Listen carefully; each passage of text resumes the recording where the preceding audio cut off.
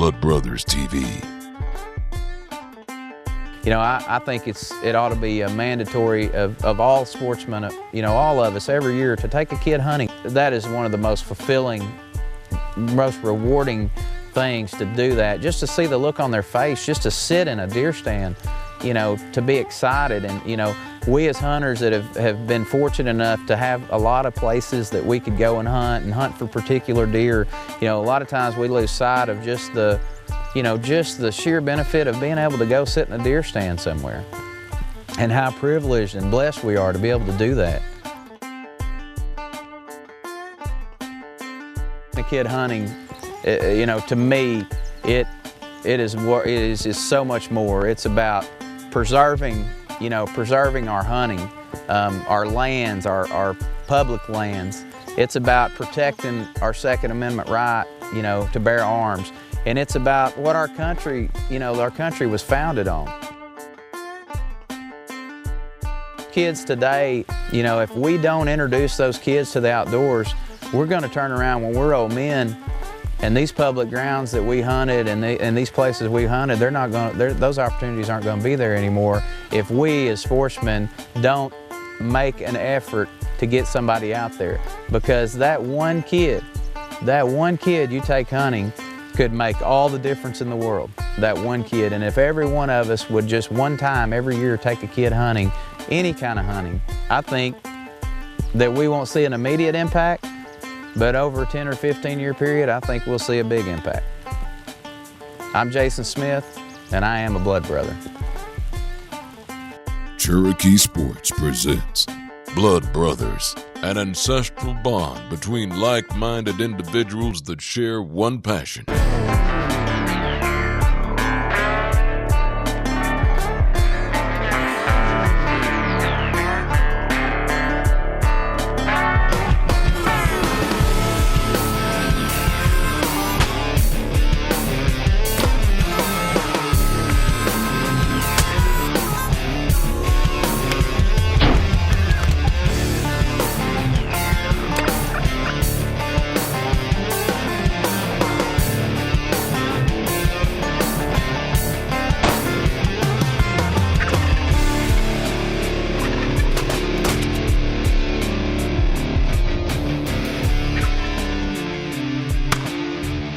New Breed TV, brought to you by Cherokee Sports.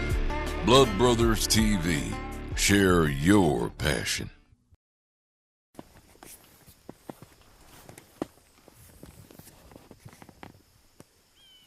Yeah, I grew up in Vinity, Arkansas, which is a big community, had about 4 people in it, maybe 6. And I grew up on a row crop farm in the edge of the Delta in central Arkansas.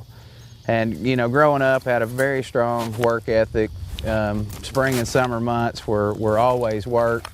And I was, you know, I didn't get to do a lot of the things that other kids got to do with sports and stuff when I was younger because we were working on the farm. But guess what? In the fall, all we did was hunt. And my first memories as a child revolve around hunting.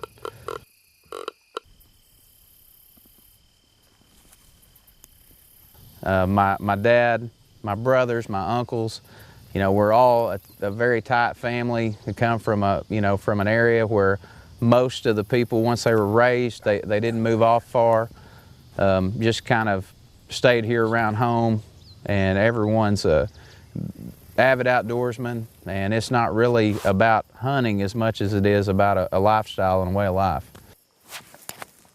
I was very fortunate as a young person to have a tremendous amount of private land to hunt in Arkansas, with a large population of deer and good waterfowl, good duck hunting. And, you know, early on, all my hunting was duck hunting.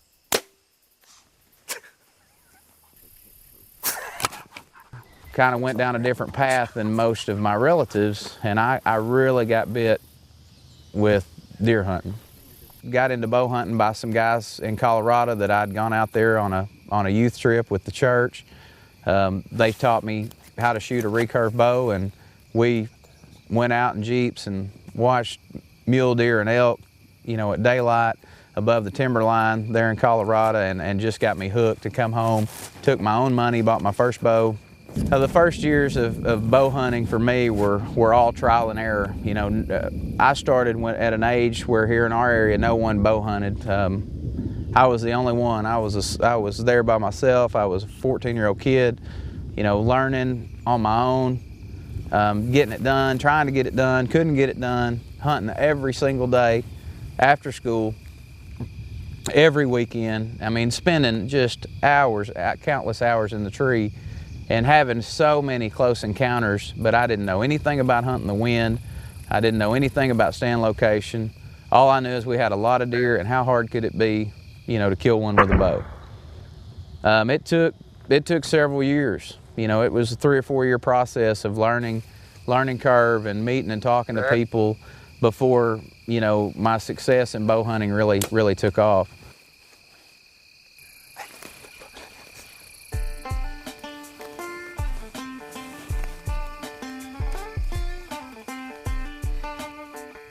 Blood Brothers TV will be right back. The most mobile and realistic decoys from Cherokee Sports, Fusion Decoys.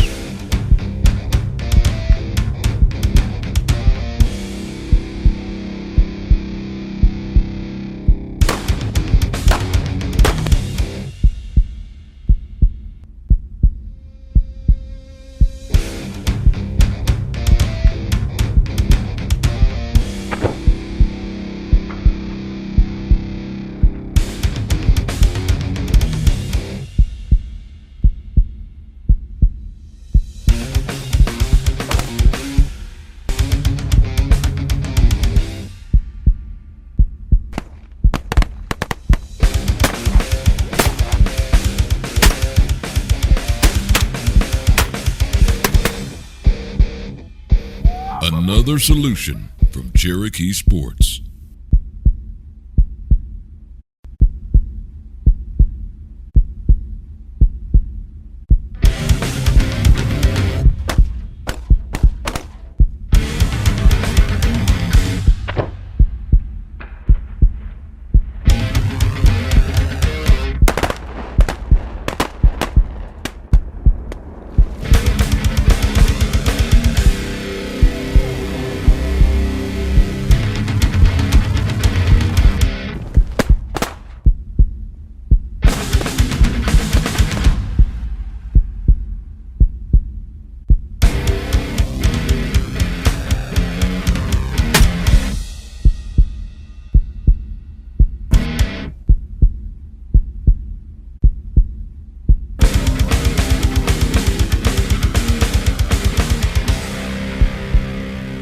Cherokee Sports, solutions for the sportsman. Welcome back to Blood Brothers TV.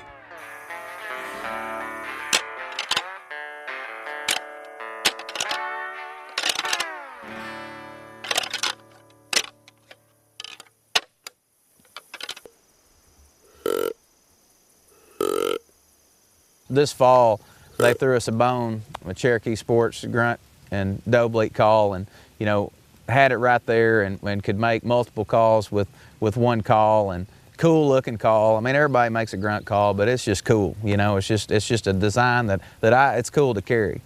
It's just the opportunity or the ability to call and rattle to a mature deer, even a small deer, that just gets my blood flowing. I mean, if I'm bored and a 1.5 years in there, I'm gonna grunt and rattle to him until I run him off, because I don't care if I spook him or not, but I'm gonna mess with him and keep playing with him just to see how he reacts. Because one thing I've learned over the years is the more time I spend around whitetails and watching them interact in some form or fashion, the better hunter I become.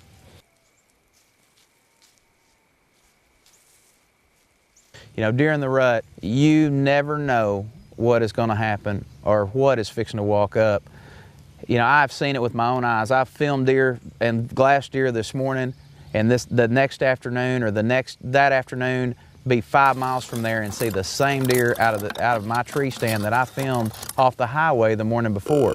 I mean, I've done it countless times, or watch a doe that's got 11, 12, 13 bucks on her at one time.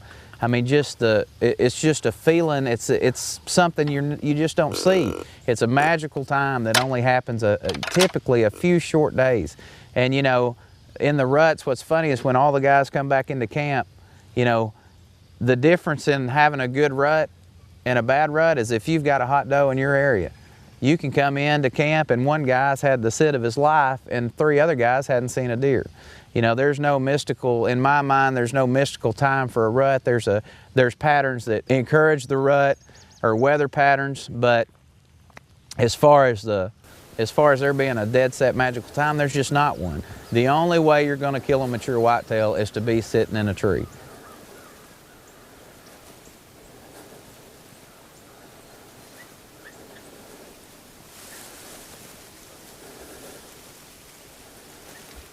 Baby, come look.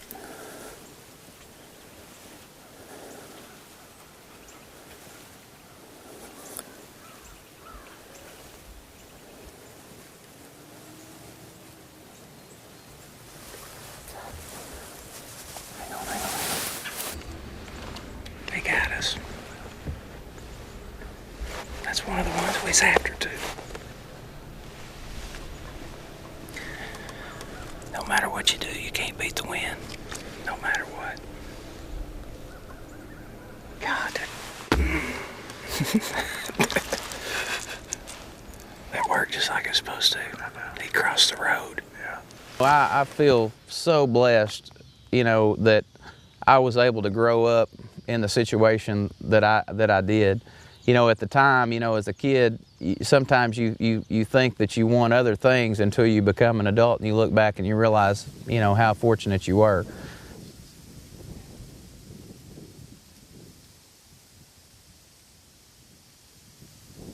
I'm sick, eat up with bow hunting, and I'm eat up with bow hunting whitetails. I knew from the first time that I sat in a tree with a bow and arrow and had a deer come 15 steps and didn't get it done, that I was absolutely crazy about it. It has been a major part of my life. It's a part of my life every day. It affects my relationship with my wife. It affects my kids. It affects my occupation. I mean, I'll be honest with you, I chose an occupation that would allow me the opportunity to hunt more than the average person. And I didn't have a choice but to be successful, because in order for me to hunt, I've got to be successful. I've been in the insurance business as an agent for, about 15 years now. And it's not an easy job all the time, but it is a job that allows you some benefits from time to time. And, me being able to sneak off here or there and get a hunt in the afternoon when a guy that's punching the clock's not able to, man, that means everything to me.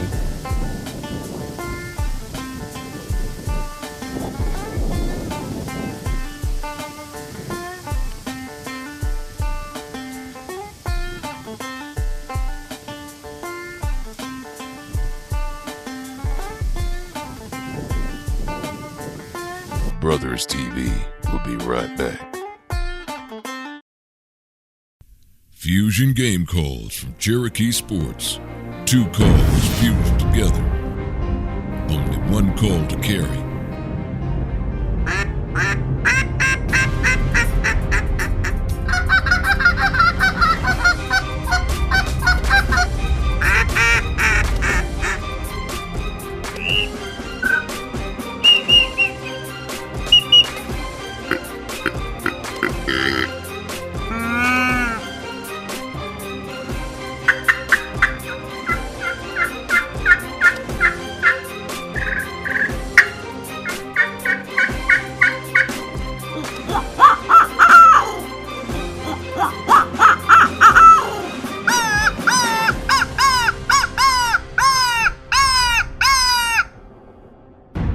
One call changes it all.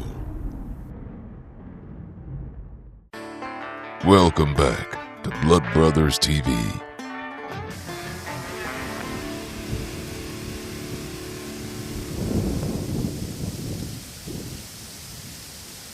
I had the opportunity to go to New Mexico on an elk hunt, and it was fantastic. One of the greatest hunts of my life, and was able to kill a 320-inch bull at 17 yards off the ground. and just an amazing animal. And there's no doubt I got a rush, but I could never replace that with hunting big whitetails. I don't know why. It's just in my blood. It's a 24-hour, 7-day a week, 12 months a year obsession, from cameras to property that we hunt to scouting to talking about it.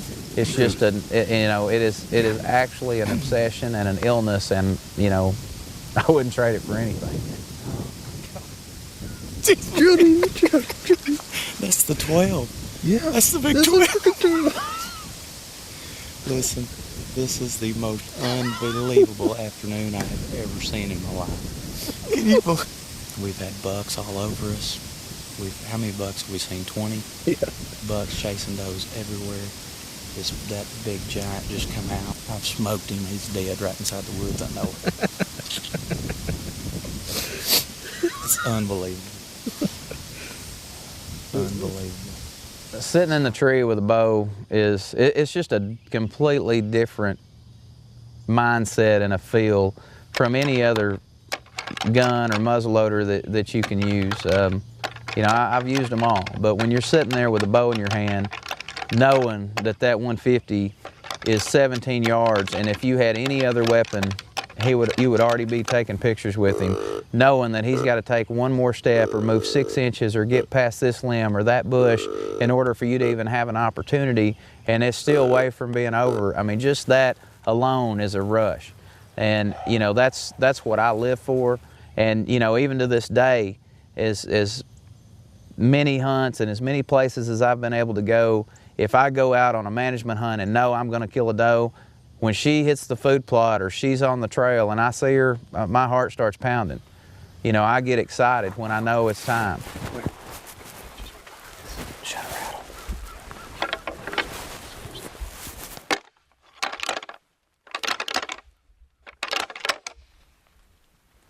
You still saying?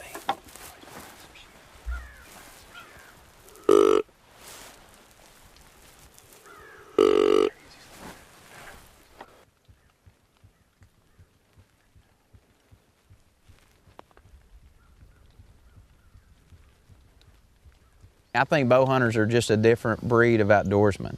The sport has grown rapidly, over the last 15 years. I've seen it. Everyone in our area is into bow hunting, and it's a great sport. It gives you a lot more opportunities to hunt outside of a long gun season, which we have here in Arkansas. The whitetail rut is one of the most fascinating things to me that there is, and I think that's one of the reasons that I stay so just mind-boggling consumed in deer year-round, is because during the rut you never know what is going to happen or what is fixing to walk up. Bear.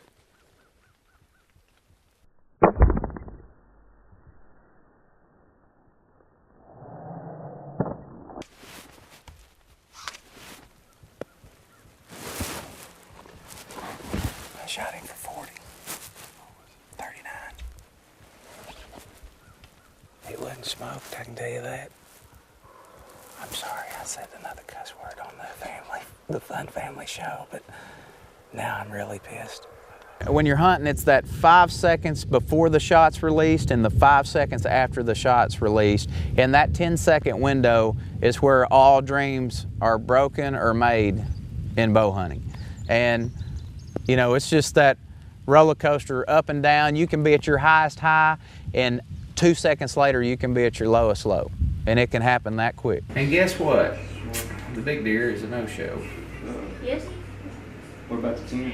Oh, he's there every afternoon. In time? Oh, there he is. Go back. He's late. You got a lot of stickers. That, They look pretty good. that 10 isn't really a shooter, is it? No, Can I it's shoot 4. that one? Yeah, that's the one we're going. That's the one we're looking for. Well, it's 3. It's pretty. Yeah, but Blood Brothers TV will be right back. Welcome back to Blood Brothers TV. hunting was such a big part of my life growing up that I know and knew it was going to be a big part of my children's life growing up. I'm not the kind of dad that I push hunting on my kids. I I want them to learn to love it on their own. The values that you teach in hunting are so much more important. You know, there's the old saying that if you hunt with your kids now, you won't have to hunt for them later. And yeah, I believe that. Growing up, you know what, I was a knucklehead just like everybody else was. You know, I got into mischief and did the things that teenage boys are notorious for doing. But, you know, always in the back of my mind, there's almost like another code of ethics for an outdoorsman. And I think you even see that in today. You know, I don't know very many people growing up that got in trouble or got involved in drugs or were, you know, had serious problems that were actively involved in the outdoors. And I'm not saying it's a fix-all, but I think it plays a major part in leading a young person down the right path to make good choices. Because when you put the responsibility of a high-powered rifle, or, you know, taking the law into consideration at that age, I mean, they're forced to make decisions and to be more mature and grown up than someone who's not in the outdoors. I mean, that's obvious. Son, this deer is bedding about 65 yards from the blind. We cannot afford to make any mistakes. We have to be extremely quiet. We cannot bang the chair. We get in the blind, when we get down here, we're going to walk in single file order, one right behind the other, okay? You're going to get right behind me, and Mr. Nathan's going to be right behind you. You ready? You excited? What are you going to shoot? A buck. A buck? All right, let's go see.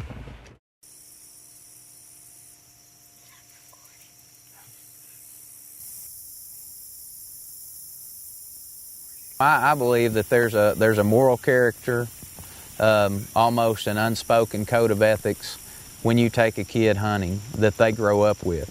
And you know, us as outdoorsmen, everyone's got a different definition of ethics when it comes to hunting, and that's okay.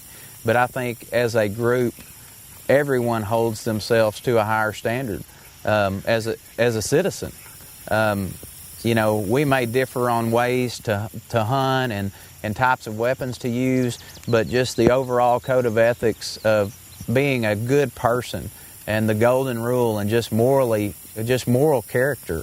You know, I don't even think you teach that. I think that as you grow up in the outdoors, it's just something that you appreciate what you are been blessed with so much that it makes you want to be, you know, that better person.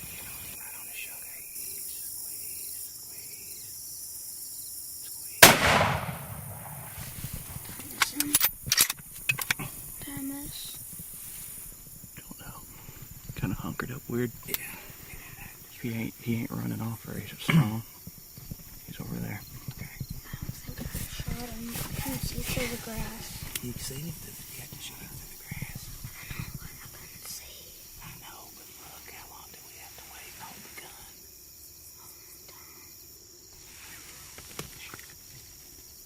He didn't look as hot, but it's so grass is so tall, I can't tell.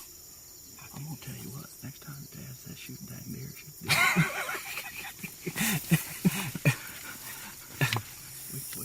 The bullet's only about the size of that stick right there, and when it goes in, it doesn't leave a very big hole. Yeah, when we shoot him with a bow, the broadhead does what? Can we go look at him? You want to go look at him without Hunter? You do? You want to go? Your hunting partner's here in Kansas on another farm, and you're going to go look at your buck without him? It's my first deer out of state. All right, buddy, let's go look at him. I wouldn't do that to you. Get that bullet. Get that. Get up there, buddy. Look at that. What do you think about that? Look, why is there a big hole in his ear? Well, because when they fight those during the rut, and their horn gets pressed up against their horn like that, and another buck's horn's coming there behind it, they pinch it and cut it. It takes years before a product that you had as an idea and was put down on paper, before you get to see it used with the level of success that these Blood Brothers did. It really makes us proud here at Cherokee Sports. I'm Brett Fulcher with Cherokee Sports. Hope you guys enjoyed today's show. I'm a Blood Brother. Are you? Blood Brothers TV rocks.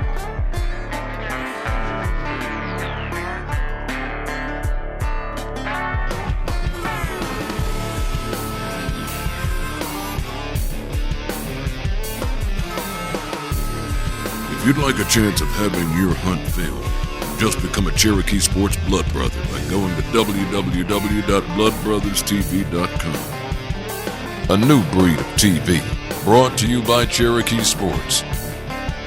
You've been watching Blood Brothers TV.